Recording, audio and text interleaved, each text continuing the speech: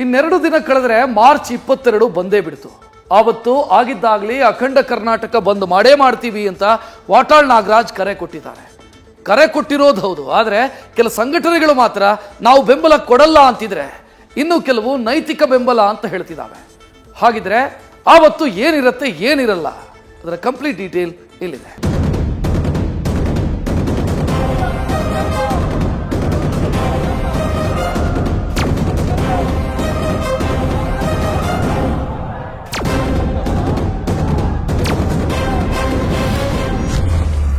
ಯಾರೇ ಕೂಗಾಡ್ಲಿ ಯಾರೇ ಹೋರಾಡ್ಲಿ ಬಂದ್ ಮಾಡೇ ಮಾಡ್ತೀವಿ ಅಂತ ವಾಟಾಳ್ ನಾಗರಾಜ್ ಪಡೆ ಕೂಗಿ ಕೂಗಿ ಹೇಳ್ತಿದ್ದಾರೆ. ಆದ್ರೆ ಕೆಲವು ಸಂಘಟನೆಗಳು ನೋ ನಾವು ಬೆಂಬಲ ಕೊಡಲ್ಲ ಅಂದಿದ್ದು ಗೊಂದಲ ಮೂಡಿದೆ. ಮಾರ್ಚ್ 22ಕ್ಕೆ ಕರ್ನಾಟಕ ಬಂದ್ ಮಾಡುವುದು ಫಿಕ್ಸ್. ಬಂದ್ ದಿನ ಏನಿರುತ್ತೆ ಅವತ್ತು ಏನಿರಲ್ಲ ಗೊತ್ತಾ? ಹೌದು, ಮಾರ್ಚ್ 22 ಅವತ್ತು ಅಖಂಡ ಕರ್ನಾಟಕ ಬಂದ್ ನಡೆಯೋದು ಕನ್ಫರ್ಮ್ ಆಗಿದೆ. ಆದ್ರೆ ಮರಾಠರ ಪುಂಡಾಟ ಖಂಡಿಸಿ ಬೆಳಗಾವಿ ಗಡಿ ಭಾಗದಲ್ಲಿ ಬಂದ್ ಮಾಡಿದ್ರೆ ಓಕೆ, ಇಡೀ ಕರ್ನಾಟಕ ಬಂದ್ ಮಾಡೋದು ಯಾಕೆ ಅಂತ ಕೆಲವರು ಪ್ರಶ್ನೆ ಮಾಡ್ತಿದ್ದಾರೆ.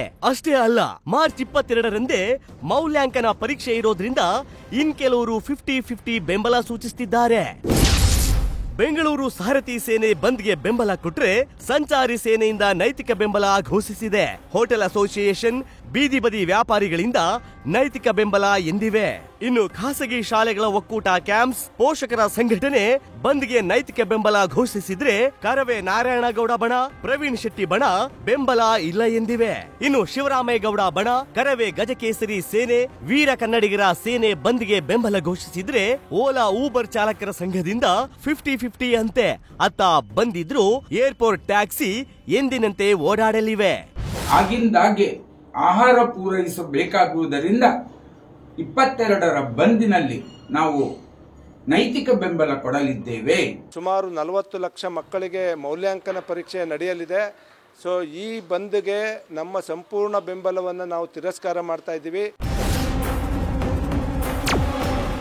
ಬಂದ್ ಮಾಡೋದೇನೋ ಕನ್ಫರ್ಮ್ ಆಯ್ತು, ಆದ್ರೆ ಅವತ್ತು ಏನಿರುತ್ತೆ ಏನಿರಲ್ಲ ಅನ್ನೋದನ್ನ ನೋಡ್ತಾ ಹೋದ್ರೆ, ಅವತ್ತು ಹಾಲು, ದಿನಪತ್ರಿಕೆ, ಮೆಟ್ರೋ ಸಂಚಾರ, ಹೋಟೆಲ್ಗಳು ಎಂದಿನಂತೆ ಓಪನ್ ಇರಲಿವೆ.